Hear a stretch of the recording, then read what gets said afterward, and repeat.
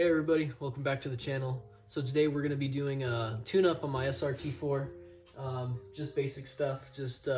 We're going to be doing spark plugs and plug wires and also an oil change, and I'll show you everything I'm using.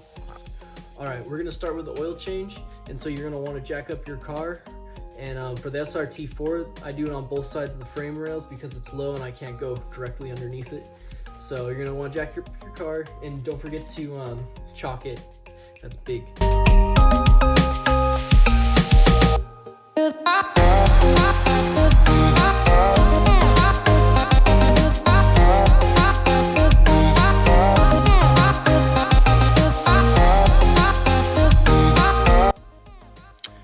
Okay, we're doing this video on my SRT-4, but if you're doing this on another car, you're going to want to go to your glove box and find your owner's manual. It's usually in the glove box, and turn to the oil and servicing page, and that will tell you what oil and what oil filter and even spark plugs. Maintaining your vehicle, page 139. Alright, so we found maintaining your vehicle and engine oil, 145. Okay, so oil engine selection. And under all, there is our 5W30, so such as Mobil 1, 5W30, full synthetic as we are using. And this will be different for every car, and you need to find the appropriate oil and oil filter for your car. So those oil filter and the selection. So we don't have a Mopar one, we have a K&N, but it does the same thing. And here, as well as it has spark plugs and what kind you want. So what you're going to want for the SRT-4 to change the oil is a ratchet with a, I think it's a 13, with a 13 millimeter, and your handy dandy oil filter grabber. I don't know what it's called. I just call it the grabber. So you're going to need that, and then your oil pan. I'll show you what that looks like. And an oil pan. That one I like just because it's easy to fill up, and AutoZone takes it for free and you don't got to worry about jugs and crap, so that's my favorite. Alright, so when you're underneath the car, it will be right on the oil pan, which would make sense, right? It's usually how it goes, but it's right at the back of the oil pan right there, and your oil filter is right next to it, so that part's pretty simple to find. So we're gonna see if I can actually pull that plug out without getting it on my hand. Oh. Alright, so if you're like me and your bolt is like melted into the pan and you can't get it off, it's always nice to have a breaker bar. Here we go.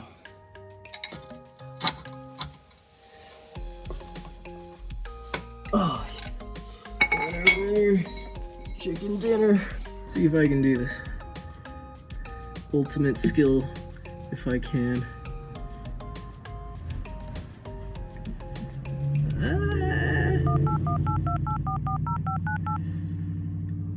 Uh-oh.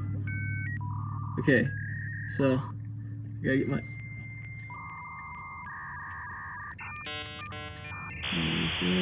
No. Alright, let's see how it's doing. I think it's almost done. It should be. It's been a while. And yeah,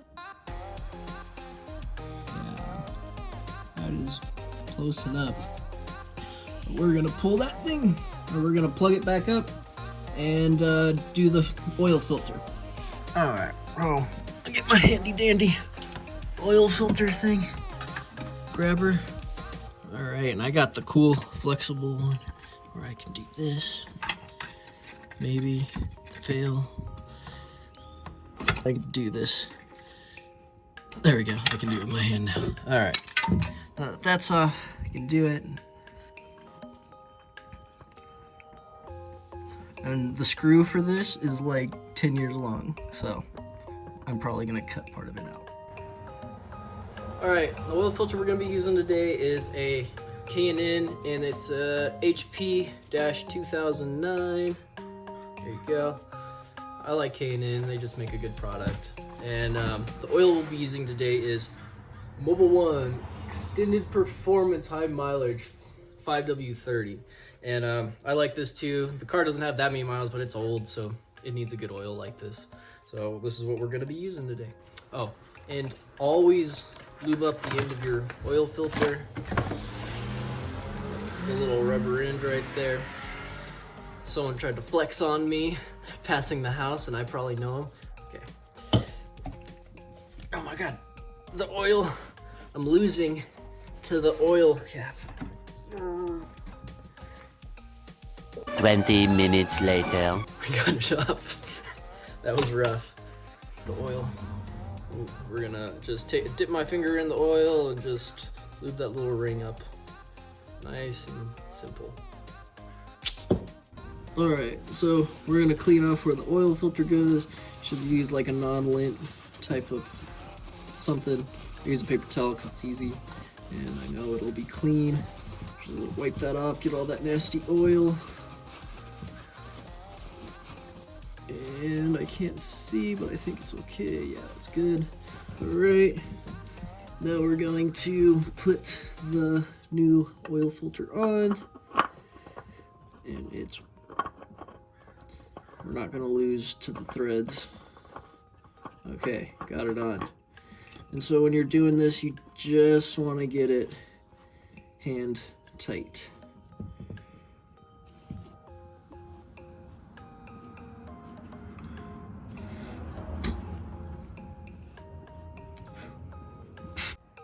And don't forget to tighten up your oil plug. Don't get it too tight because you don't want to strip it, and that's just a bummer to do that. So just get it snug. All right, that should be good. All right, now we're gonna put the car back on the ground.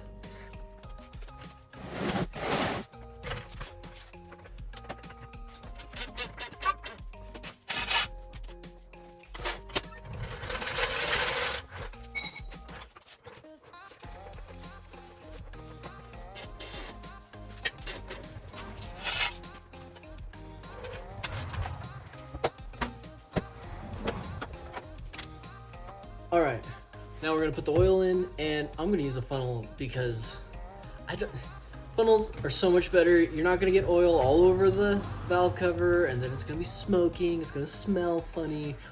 We're just gonna use a funnel, and it takes like 5 seconds to clean up, and especially because I'm gonna be trying to hold the phone and the funnel at the same time. It's too much. All right, let's do this. And by the way, I don't know if I said it, but full synthetic is what you're supposed to use. And online it says, and the owner's manual says 5 quarts. So I never actually get quite 5 quarts when I do this. So we're just gonna fill it up about 4 quarts and check it, see what happens. See, in the nice smooth pour, that's what you want.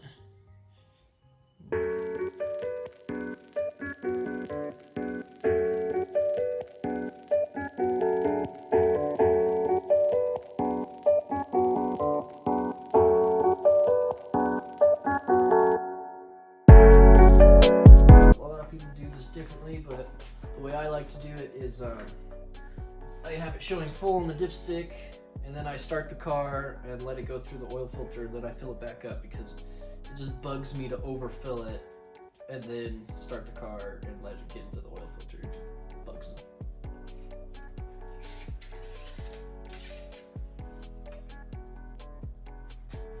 So I don't know if you can see it, but it is right. It won't focus. That's from using an iPhone, but it's right at the top. So we're gonna start the car and let it get into the oil filter.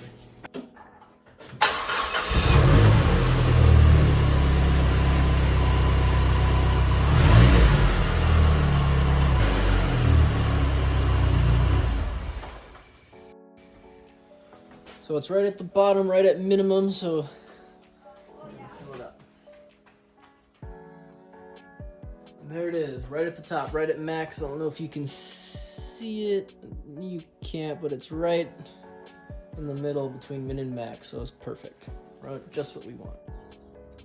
All right, so we're gonna change the spark plugs now, and what you're gonna need is a ratchet and an extension, and a 5/8 for the SRT-4. You're gonna need a 5/8 deep socket, or you can get a socket from AutoZone, and it has a little bit better. It has the rubber inside, so you can actually grab the spark plug. It's a lot easier.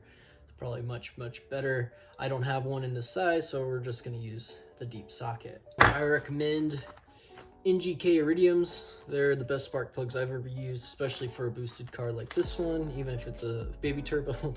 But so the factory gap is 0.038, 0.04 if you're running normal boost levels, which we're really close. I mean, it's like 15, I think, from the factory, and we're 17, so it's not gonna make that much difference. But so we're gonna gap these things, and you can get a gapping tool from AutoZone, but I have one and it's old and I gotta get it.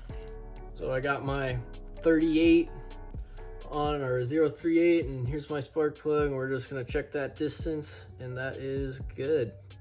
So it's perfect. All right, let's put them in the car. All right, so all you gotta do is pull that guy out, and then put your ratchet in and crank that, just like that, and the spark plug is coming out nice and easy. All right, so the best way to get that spark plug out after you loosen it up is stick this guy in there, clip it on, and it pulls right out.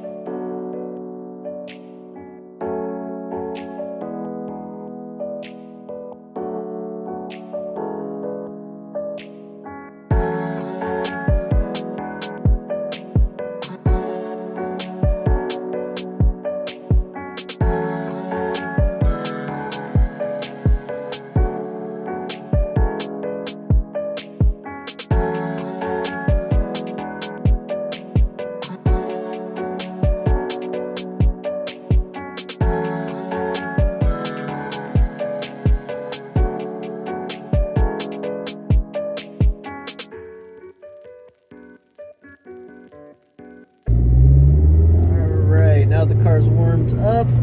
Let's see if it misfires now. All right, so in third gear is when it was misfiring at 10 PSI. Let's see if we fixed it right after I get past this turn. And go. Oh my God. There's our misfire.